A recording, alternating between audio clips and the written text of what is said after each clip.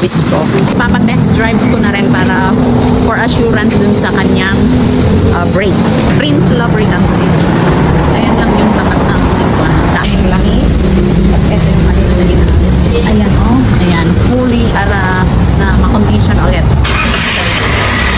Check for the brake para sure pag nag-travel.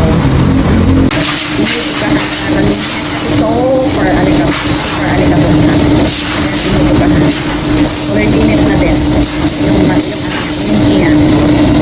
Ulit pa. Ang ganda dito. Dating hindi ganito tong ano nila. Pero umasenso kayo, no? Ayan. Okay.